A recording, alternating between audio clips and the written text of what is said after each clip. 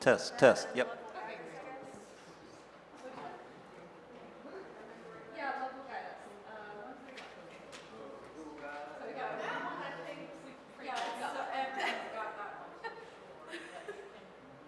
I'm just making sure you don't have to go through the whole thing.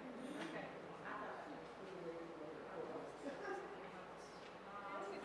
I'll show you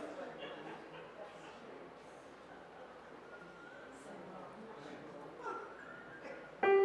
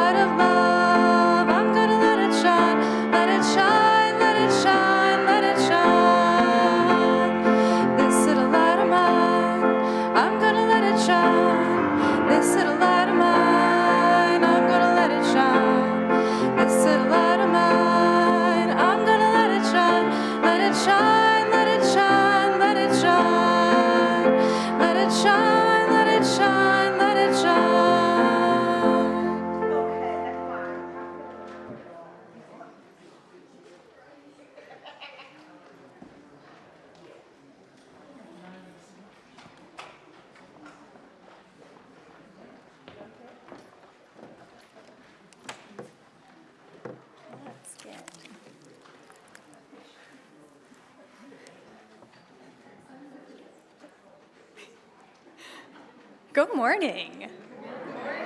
And happy belated Thanksgiving. My name is Annie Collins, and I serve as the president of the Board of Trustees of the Unitarian Universalist Church here in Spartanburg. Welcome to the sacred space. We are happy you are here. At UUCS, we strive to be a beloved community of warmth, love, and support across all of our differences. This is a welcoming congregation where everyone is welcome just as we each are. If you are visiting with us this morning, we would love to meet you. Visitor cards may be found in the back of the chair in front of you, and feel free to fill one out and place it in the offering plate so we can better connect with you. I say this every week. There's a lot going on in the life of our congregation, and this only increases with all of the winter celebrations. So you've got to read about some of this stuff too to keep up. There is a Connect in the lobby, and you can look through your one-page weekly calendar in your order of service. And if you've got nothing better to do, you can commit that to memory. All right, today we welcome Reverend Merianna Harrelson as our guest speaker. Merianna is a cousin of our minister, Scott Neely, and according to Scott, these are not my words, according to Scott, that is her only negative quality. An ordained UCC minister, a veteran advocate for women and LGBTQ+ rights, who has testified before South Carolina legislature, a twice published author, and a 5th grade teacher in a Title I elementary school. She is a ruthless ninja of justice and compassion. After service today, she will hold a talk back session for her to share her ministry, the work of UCC as a progressive Christian movement that has long collaborated with the UUA on a ton of social justice initiatives, and on the OWL curriculum, and on how we might support the development of a progressive Christian gathering in Spartanburg, one of the outcomes of our Mission Vision Covenant process. So please welcome her. All right, announcement number 2, the busy bags. They are awesome. The kids love them. They are fabulous. In all the chaos of parenting, having children, if they have somehow ended up in your car, basement, attic, home, Mary Poppins bag, whatever, can you help them make their way back here so that the kids, or you all, if you so choose, can also enjoy them? All right, more winter celebrations are here. Next week, we have Teddy Bear Sunday. Bring a new or clean, gently used stuffed animal, any genus, any species, whatever type you want, totally great. And they will be donated to the Spartanburg Public Safety, to Hope Center for Children, and other sister agencies to accompany children whose safety requires them to leave their homes. Bring warmth and bring love. And last but certainly not least, December 14th is our 2nd annual cookie communion. That's right, there are cookies, coffee, hot chocolate, and unconditional love. UU and UU, in the morning service, December 21st, we celebrate winter solstice at 6:30 in the sanctuary. And that same day, we also welcome unhoused children and their families through our Away Home program. So you can sign up to help with that 2 weeks of hosting families over solstice, Christmas, and New Year's. We need some help with that. So sign up for that. And on December 24th, we will revel in our 6:30 p.m. Christmas Eve candlelight service. And all services are for anyone. Any age, any belief, you are all welcome to any of these services. And more things, Christmas Day, there's a Christmas brunch. So come enjoy the beauty of this incredibly busy, incredibly wonderful season together. Thank you for all you do to make this a place of love, warmth, and welcome.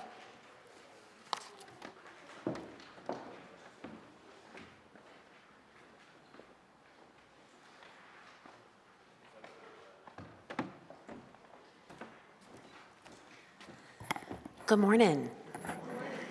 Mary Underwood, I am your worship associate this morning, and I am happy to be here. And it's nice to see all of you. One of the things that we do as a UU that makes me proud to be a UU is that we do our best, sometimes well, sometimes we fall short, but it is in our heart to do right by the people who serve us, by our ministers. And one of the ways we do that is to have one Sunday a month where we have a guest speaker and we allow Scott to rest. Whether he rests or not is on him. We at least allow it. And we are very lucky today to have Merianna Harrelson with us. She is an accomplished woman. She blows my mind, and she wears so many hats. I'm going to repeat a little bit of what Annie said, but it doesn't hurt to say it twice. She is an ordained United Church of Christ pastor who most recently served the Garden of Grace, UCC.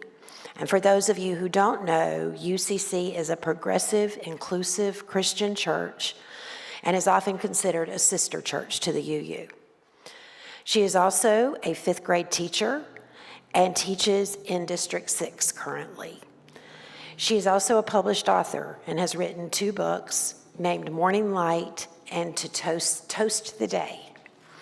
On top of all of that she is doing to better our world professionally, she shares a home with her husband Sam, and they have 5 children who range in age from 2 years old to 18 years old. 4 girls with a 10-year-old son smack in the middle. And she can rock an awesome pair of shoes, as you are all about to notice. In an exciting turn of events, our church is in the process of considering whether to invite a UCC service into our sanctuary once a month. This is a service that Merianna would lead. And as part of that process of that decision-making, Merianna will be holding a talk-back session after today's service to give you all an opportunity to ask questions about this possibility. So please stay and learn more about this exciting possibility. And now for our lighting of the chalice. This is from The Hill We Climb by Amanda Gorman. When day comes, we ask ourselves, where can we find light in this never-ending shade? The loss we carry, a sea we must wade. We've braved the belly of the beast. We've learned that quiet isn't always peace, and the norms and notions of what just isn't always justice. And yet the dawn is ours before we knew it. Somehow we do it. Somehow we've weathered and witnessed a nation that isn't broken, but simply unfinished. Please join as you will. Hymn number 131, Love Will Guide Us.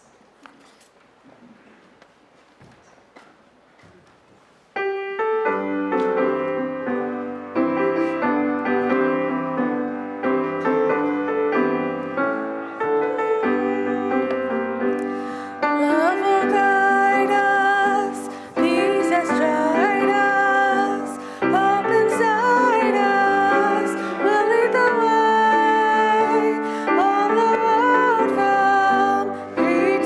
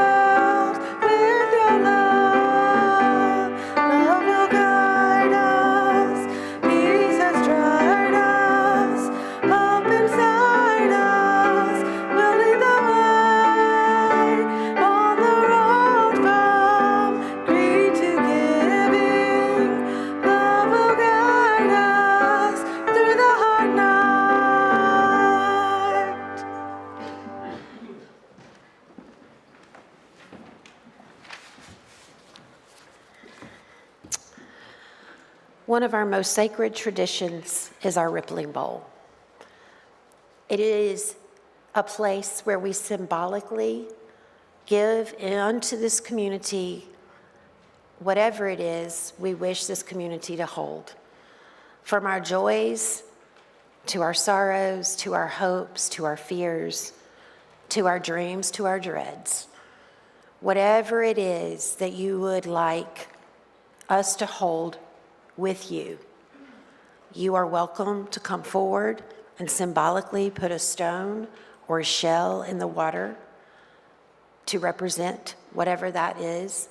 Or if you're virtual or you don't wish to come forward for whatever reason, please know that we are still your community and we still hold your heart with our own.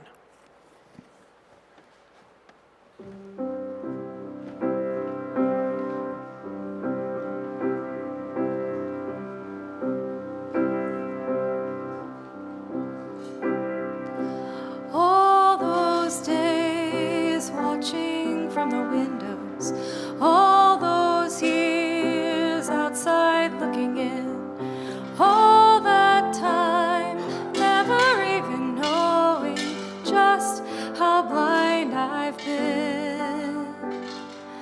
Now I'm here blinking in the starlight. Now I'm here, suddenly I see.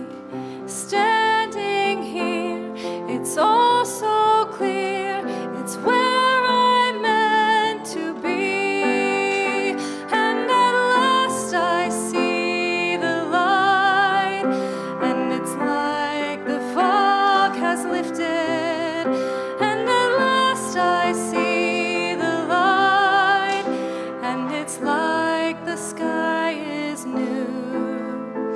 And it's warm and real and bright, and the world has somehow shifted. And all at once, everything looks different now that I see you.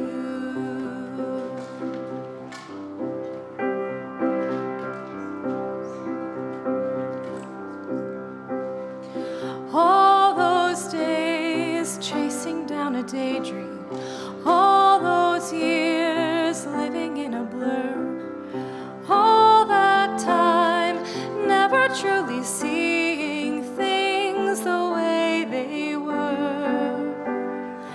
Now she's here, shining in the starlight. Now she's here, suddenly I know. If she's here, it's crystal clear, I'm where I'm meant to go. And at last I see the light, and it's like the fog has lifted. And at last I see the light, and it's like the sky is new. And it's warm and real and bright, and the world has somehow shifted.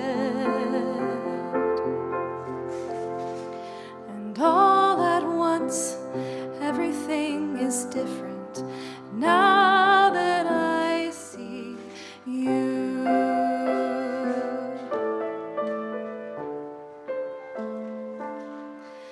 Now that I see you.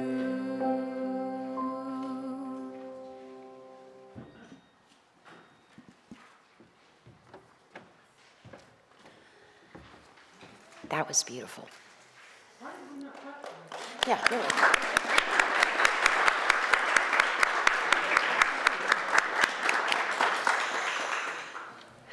So we are not a congregation that has a creed or a tenet or dogma, but we do have a promise that we wrote and that we reaffirm weekly. It is a promise we make to ourselves, to one another, and to the world at large. Please join me in affirming this promise. With courage, we say, We are a people of faith and hope. Together we covenant to strive to become our better selves, to honor both the critical mind and the generous heart, to prove that diversity need not mean divisiveness, and to respond to systems of violence and oppression with the power of a love beyond belief. And now it's time for the Holy Chaos, where we greet one another. As always, we're respectful of one another's boundaries. If you're new here, please know that you are welcome to get up and have very exuberant hugs, or you are welcome to sit and just wave at people. Wherever you are, we accept you, and we wish to honor that.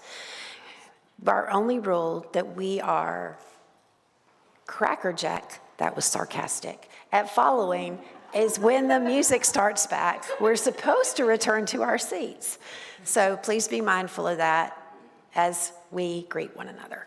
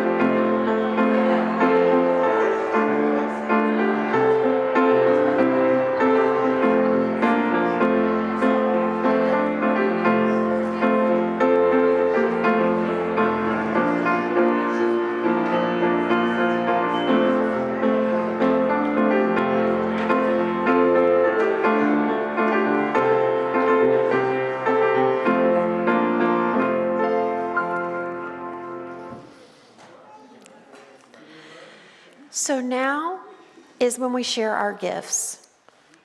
This is a profoundly generous congregation where we join together in our vision and our mission, where we share a wide variety of our gifts.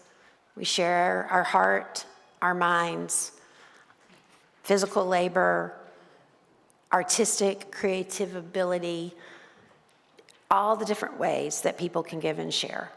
Now is when we share our material gifts, because in this world, you either thrive or you die, and we are a place of thriving. And no matter how you feel about capitalism, that is the world we live in. and it takes money to thrive. So please share as you're able.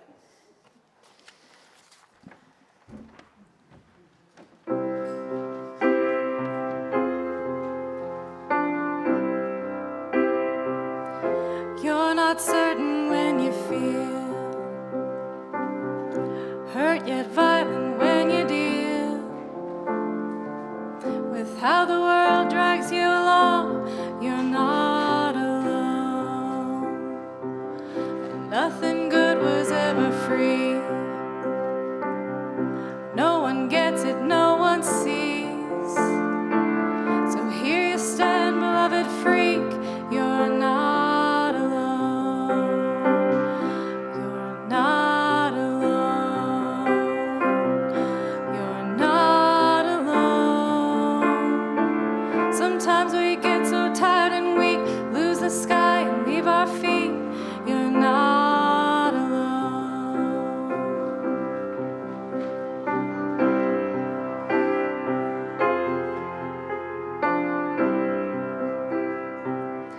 Every come up throws your work. It scars our vision across the dark. And when we're gone, we will remain. You're not alone. People lie and people steal. They misinterpret how you feel. And so we doubt and we conceal. You're not alone. Don't worry for me. Just think of yourself. Think of yourself. Don't worry for me. Just think of yourself. Think of yourself.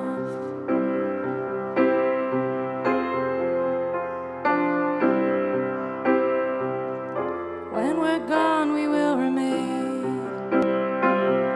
When we're gone, we will remain. When we're gone, we will remain. When we're gone, we will remain. So here you stand, beloved freak. The world is at your feet. Here you stand, beloved freak. The world is at your feet. This little light of mine, I'm gonna let it shine. This little light of mine, I'm gonna let it shine. This little light of mine, I'm gonna let it shine, let it shine, let it shine, let it shine. So you stand, beloved freak. World lying at your feet. There you stand, beloved freak. Let it shine, let it shine, let it shine.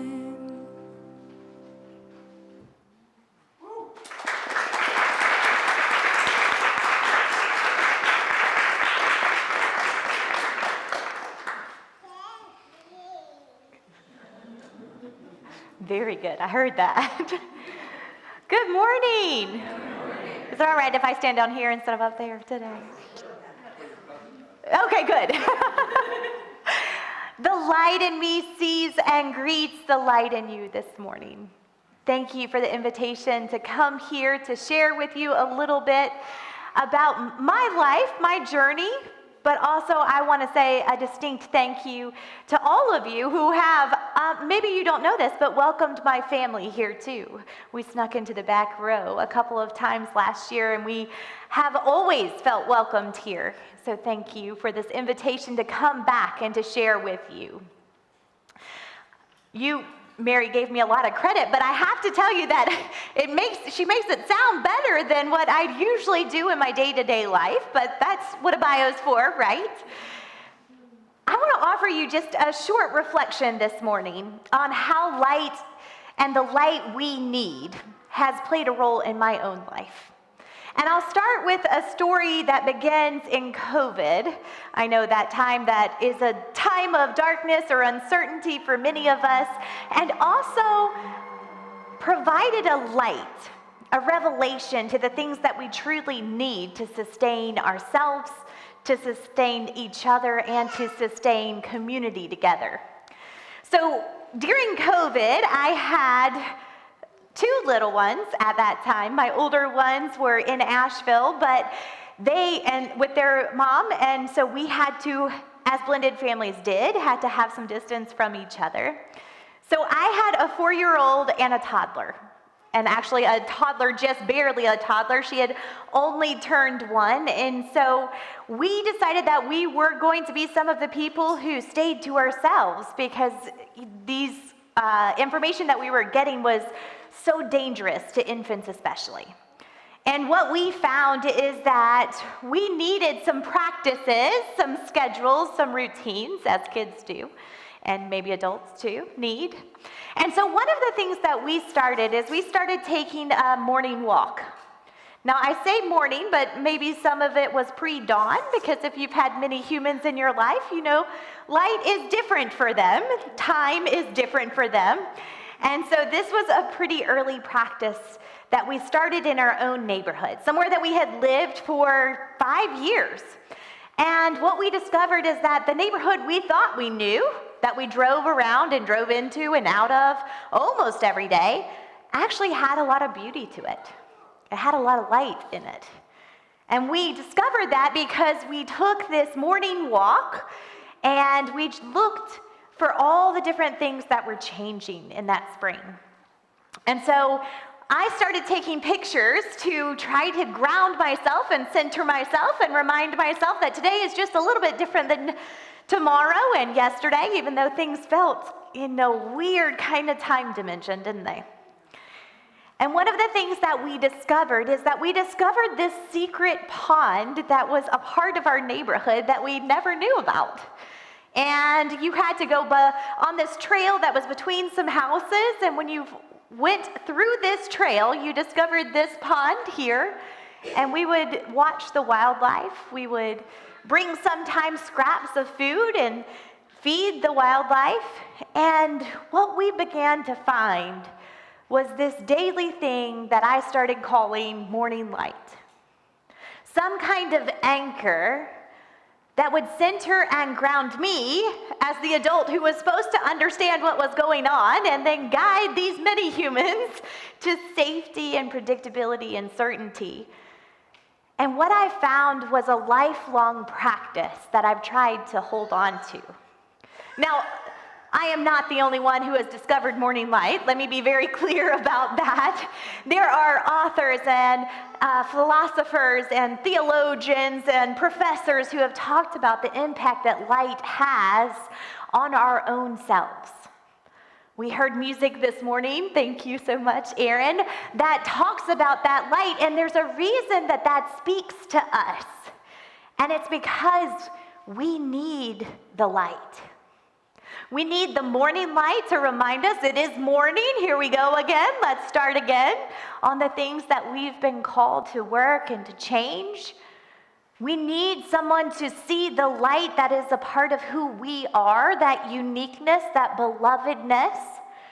And when we don't get the light, then we aren't able to grow and flourish individually, but also as a community. And so this morning light became a practice that actually we still do today, years later. And my children will say, "Are we going on a walk again?" And I will say, "Yes, we are. But it's cold," or "But it's hot." And I said, "Yes, and still we need the light." What I am hoping is that I'm developing in them a routine of binding themselves to the morning and to the dawn and the hope and the possibility that the new day brings, but also that I'm binding them to creation and community, not just among humans, but among geese and light and trees, changing light in the leaves, something that reminds us that we are not the center of the universe, but that we are a part of a greater puzzle. That when those lights come together, it creates a beautiful spectrum of possibility. And so just so I have some, here is, we've added one since the COVID. So this is the trail that you will find us on quite often, especially on the weekends. Please wave and say hey as I'm huffing and puffing behind the stroller, and I will try to say hey too, or at least wave. But as we were going back, I asked our toddler here, I said, which way is home? And she pointed down the trail, but as she was pointing down the trail, she actually pointed to the light.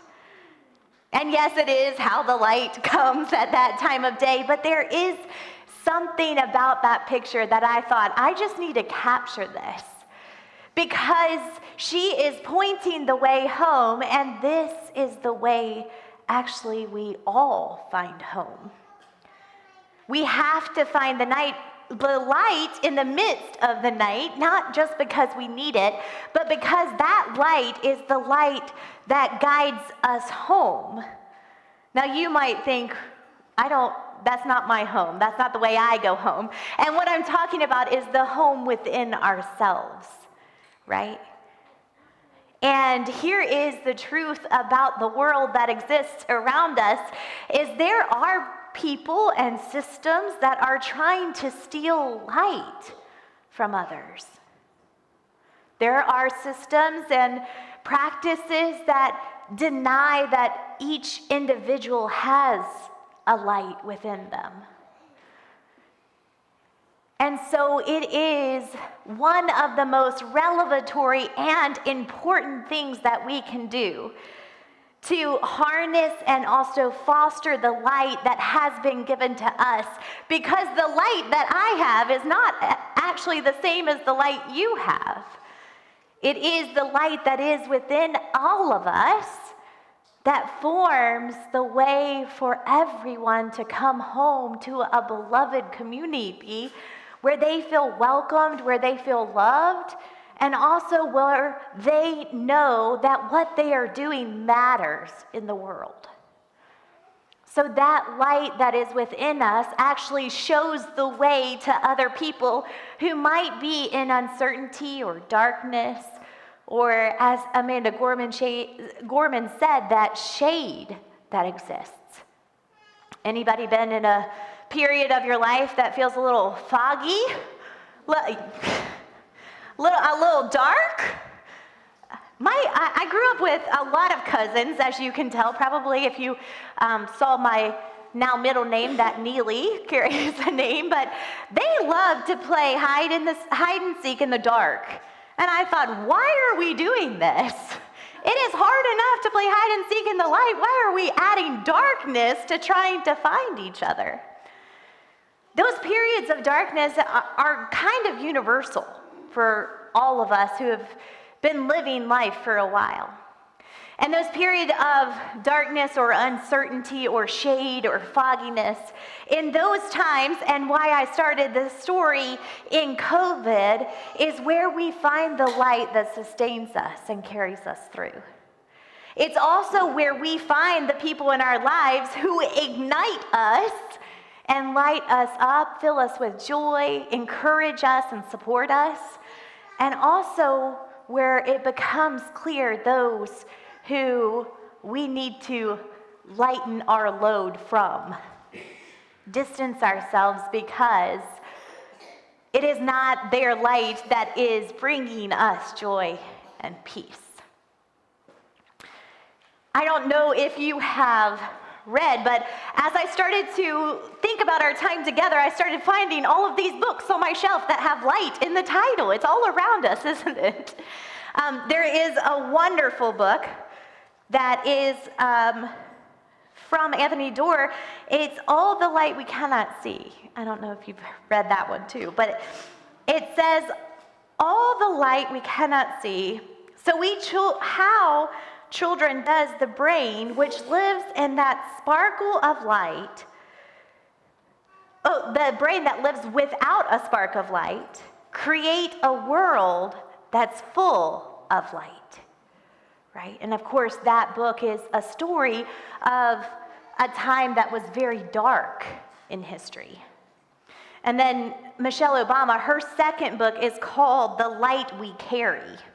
And she says it this way. She says, I believe that each of us carries a bit of inner brightness, something entirely unique and individual, a flame that's worth protecting.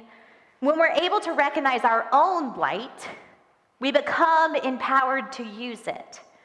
When we learn to foster what's unique in the people around us, we become better able to build compassionate communities and make meaningful change. And so you heard a little bit about the work that I did in Colombia. Colombia is in the center of our state in a lot of different ways, socioeconomically speaking, politically speaking. And I have to tell you that trying to bring light to systems of injustice is very tiring work in Colombia, as I'm sure it is here too sometimes. People would ask, can you come be a presence of light and revelation at the State House? And I would say, yes, of course. And they say, we probably won't win. And I say, but we will be there still. We will still offer light, right? That, I think, is the hardest part of fostering the light that is within us when we are in a climate and a culture that feels dark. It is hard and exhausting work. If you have ever been on a camp out, you know that tending to the fire is something that takes a lot of work. It takes fuel, and it takes gathering sticks, and it takes fighting off the elements in some way. But that tending to the fire is what provides warmth and also provides a place for cooking and nourishment and wellness. And so I don't have the privilege yet of knowing all of your individual stories. But if this is a time of darkness for you, please know that we need your light. Not just that we need light of the noonday sun or the dawn, not just that we need lights that light up the darkness during the season, but we need your light. The light that is unique and individual to you specifically. We need your light because there isn't enough light right now.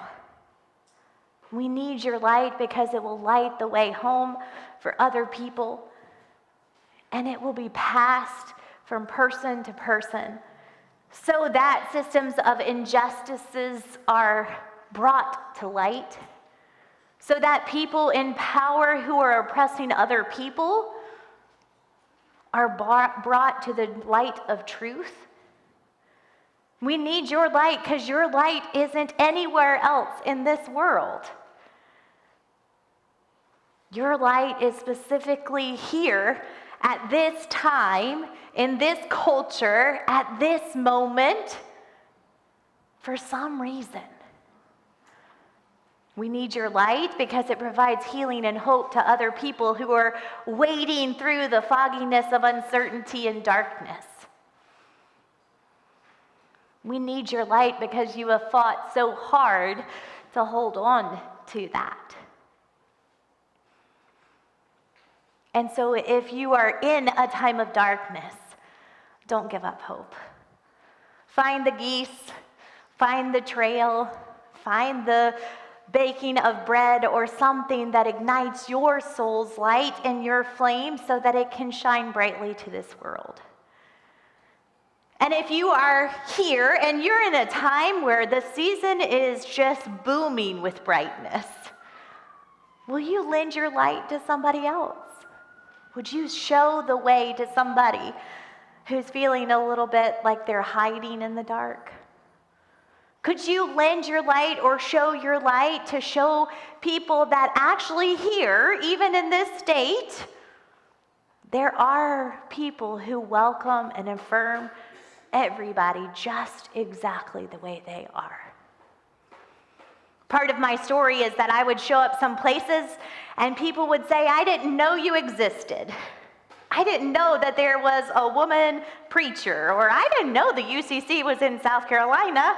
And I would say, hey, nice to meet you. Here I am.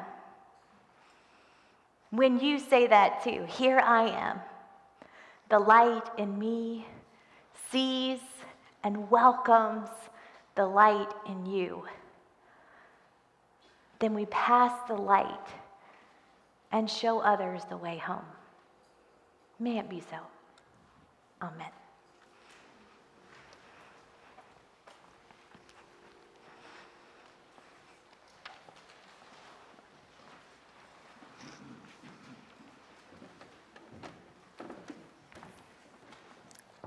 Please join me in hymn number 142, Let There Be Light.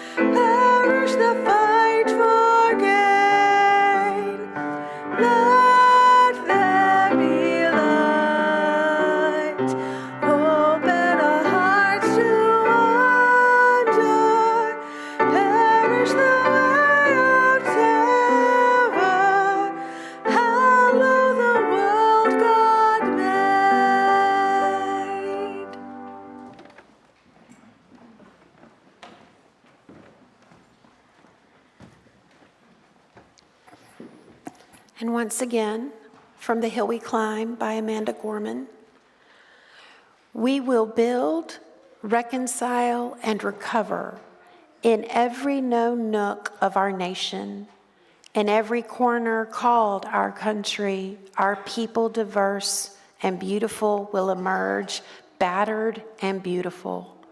When the day comes, we step out of the shade, aflame and unafraid. The new dawn blooms as we free it, for there is always light if only we're brave enough to see it, if only we're brave enough to be it.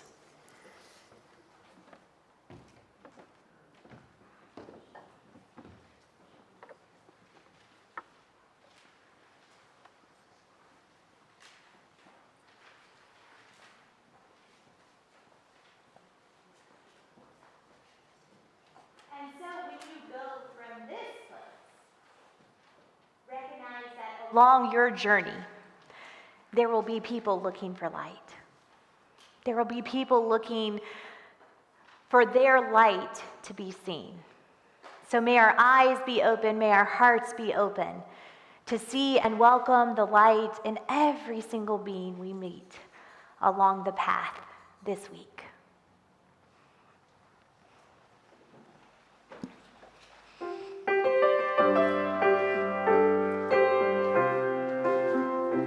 We have spent